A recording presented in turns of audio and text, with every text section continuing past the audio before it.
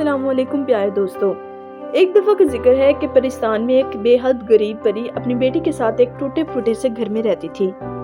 اس پری کا نام عذرا تھا اور اس کی بیٹی کا نام شہناز تھا۔ کچھ عرصے پہلے وہ لوگ کافی امیر تھے۔ عذرا پری کا شوہر تجارت کرتا تھا اور ان کے گھر میں خدا کا دیا سب کچھ موجود تھا، مگر پھر ایک دفعہ ایسا ہوا کہ عذرا پری کا شوہر بیمار پڑ گیا۔ بیماری اتنی بڑی کہ اپنا کام وام چھوڑ کر چرپائی سے لگ گیا۔ عذرا پری کو اپنے شوہر سے بے حد محبت تھی، اس لیے شوہر کی تیمارداری میں دن رات ایک کر دیے۔ اس کی بیماری پہ پیسہ اس طرح بہایا، مگر اس کے باوجود اس کا شوہر اسے اور ننھی پری شہناز کو اکیلا چھوڑ کر چلا گیا۔ ان کے پاس جتنا روپیہ پیسہ تھا وہ تو سب عذرا پری کے شوہر کی بیماری میں لگ گیا تھا۔ اس کے مرنے کے بعد وہ لوگ کوڑی کوڑی کے محتاج ہو گئے تھے۔ اپنی گزر بسر کرنے کے لیے عذرا پری نے چند گھروں میں جھاڑو برتن اور دوسرے کام شروع کر دیے۔ اس طرح ماں بیٹی کا زندگی کے دن پورے کرنے لگے۔ ان کے پڑوس میں ایک دیو بھی رہتا تھا جس کا نام کالا دیو تھا۔ جب عذرا پری کا شوہر بیمار ہوا تھا تو عذرا پری نے علاج کے لیے کالے دیو سے کچھ رقم قرض لی تھی۔ وہ رقم ابھی تک ادا نہیں ہوئی تھی۔ کالا دیو ہر روز عذرا پری سے اپنی رقم واپسی کرنے کے لیے اصرار کرتا تھا، مگر عذرا پری کے پاس تو ایک پھوٹی کوڑی نہ تھی۔ وہ کالے دیو کو اس کی رقم کہاں سے لا کر دیتی؟ کالا دیو اس کا انکار سن کر منہ بنا کر چلا جاتا۔ ایک روز وہ پھر عذرا پری کے گھر آیا۔ اس روز وہ بہت غصے میں معلوم دیتا تھا۔ اس نے آتے ہی سب سے پہلے پانی کے گھڑے پر ایک لات ماری اور دھم سے جو چرپائی پر بیٹھا تو چرپائی کی پٹیاں ٹوٹ ہی گئی۔ عذرا پری سہم کرے کونے میں دبک کر بیٹھ گئی۔ اس کی بیٹی شہناز پری نے خوف کے انداز میں کہا، امی جان چرپائی تو ٹوٹ گئی ہے، اب ہم رات کو کیسے گزارا کریں گے؟ کالا دیو غصے میں بولا، عذرا پری اگر مجھے یہ پتا ہوتا کہ تم میری رقم واپس کرنے کا نام ہی نہیں لوگی تو میں کبھی بھی تمہیں رقم ادھار نہ دیتا۔ تم مجھے کیا سمجھتی ہو؟ میری رقم ادا کرنے کا نام ہی نہیں لیتی ہو۔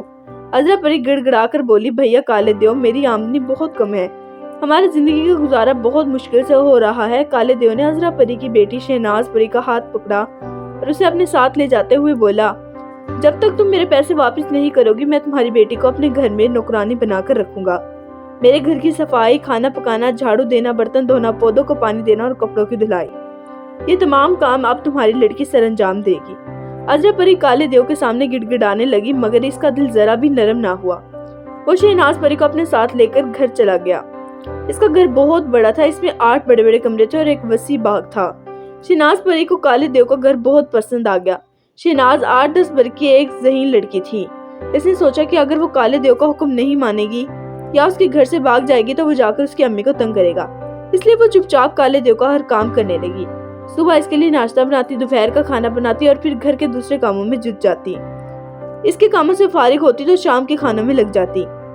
کالے دیو کو بہت بھوک لگتی تھی۔ شہناز پری کے آ جانے سے کالے دیو کو بہت آرام ہو گیا تھا۔ پہلے سے اپنا ہر کام خود ہی کرنا پڑتا تھا، مگر اب اسے کھانا پکا پکایا مل جاتا تھا، کپڑے بھی دھلے دھلائے مل جاتے تھے، نہ جھاڑو دینی پڑتی تھی اور نہ ہی برتن دھونے پڑتے تھے۔ اب وہ سارا دن مزے سے اپنے باغ کی ہری بھری گھاس پر ٹانگ دھرے آرام سے لیٹا رہتا تھا۔ ایک روز وہ اپنے باغ میں لیٹا ہوا تھا، اچانک ہی اس کی نظر کھجوروں کے درخت پر پڑی۔ ان درختوں میں کھجور لگے ہوئے تھے اور پک گئے تھے۔ پکے ہوئے کھجوروں کو دیکھ کر کالے دیو کے منہ میں پانی بھر آیا۔ وہ اٹھ کر بیٹھ گیا اور پھر ایک کھجور درخت پر چڑھنے لگا۔ ابھی اس نے آدھا فاصلہ ہی طے کیا تھا کہ اچانک اس کا ہاتھ شہد کی مکھیوں کے چھتے سے ٹکرا گیا۔ ہزاروں مکھیاں بن بناتی ہوئی اس کی طرف لپکی۔ کالا دیو شہد کی مکھیوں سے بہت ڈرتا تھا، انہیں اپنی طرف لپکتا دیکھ اس کے ہاتھ پاؤں پھول گئے۔ اس کے منہ سے چیخ نکلی اور گھبراہٹ کی وجہ سے اس کے ہاتھوں سے درخت کا تنا بھی چھوٹ گیا۔ وہ دھڑام سے زمین پر گرا۔ اس کے گرنے کا دھماکہ بہت زور سے ہوا تھا۔ شہناز پری کو کالے دیو کی پھٹی ہوئی قمیص سی رہی تھی، وہ بھی یہ دھماکہ سن کر چونک پڑی۔ وہ بھاگ کر جو کھڑکی کے قریب آئی تو اس نے کالے دیو کو زمین پر گرا دیکھا۔ وہ جلدی سے باغ میں گئی۔ کالا دیو درد کے مارے کرہا رہا تھا۔ اس نے اپنی ٹانگ کی پنڈلی دونوں ہاتھوں سے پکڑا ہوئی تھی۔ وہ اپنا بڑا سا منہ پھاڑ کر دھاڑے مار مار کر رو رہا تھا۔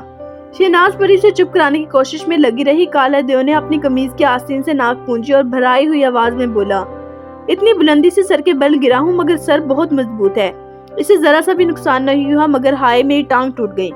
شہناز پری اب میں چلوں پھروں گا کیسے؟ مجھے اپنے گناہوں کی سزا مل گئی ہے، میں نے بہت سے لوگوں کے دل دکھائے ہیں، اسی وجہ سے مجھے آج یہ دن دیکھنا پڑا۔ یہ کہہ کر کالا دیو پھر رونے لگا۔ شہناز پری نے تسلی دیتے ہوئے کہا، بڑی مشکلوں سے اس کمرے میں لائی۔ کالا دیو اپنے بستر پر لیٹ کر ہائے ہائے کر رہا تھا۔ تھوڑی دیر بعد اس نے کہا، شہناز پری تمہاری نانی کے پاس جادو کا مرہم ہے، اس کے لگانے سے میری ٹانگ ٹھیک ہو سکتی ہے، مگر مجھے یقین ہے کہ میرے گڑ گڑانے کے باوجود بھی وہ مجھے مرہم نہیں دیں گی، وہ مجھ سے بہت ناراض ہے۔ کیونکہ آج سے چند سال قبل انہوں نے اپنے کھیتوں میں پانی دینے کے لیے اپنے گھر کے پاس ایک بہت گہرا کنواں کھدوایا تھا۔ وہ علاقہ چونکہ پہاڑی علاقہ تھا، اس لیے کنواں بہت مشکل سے کھودا گیا تھا۔ میں نے شرارت کی اور اس کنویں میں دوبارہ مٹی اور پتھر بھر دیے۔ میری یہ حرکت تمہاری نانی نے دیکھ لی تھی، اس لیے وہ میری شکل بھی نہیں دیکھنا پسند کرتی۔ اتنا کہہ کر کالے دیو نے ایک ٹھنڈی آہ بھری اور پھر خاموش ہو گیا۔ اس کے بعد اسے نیند آ گئی۔ شہناز پری بہت رحم دل تھی، حالانکہ کالے دیو نے اس کا اور اس کی ماں کا بہت دل دکھایا تھا، مگر اس کی ٹانگ کے ٹوٹ جانے کے بعد اسے کالے دیو سے ہمدردی سی ہو گئی تھی۔ اس کی خواہش تھی کہ کالا دیو پھر سے چلنے پھرنے کے قابل ہو جائے۔ اسے اب اپنی غلطیوں کا احساس ہو گیا تھا۔ جب کالا دیو سو گیا تو شہناز پری اس کے گھر سے نکلی اور ایک طرف کو دوڑنا شروع کر دیا۔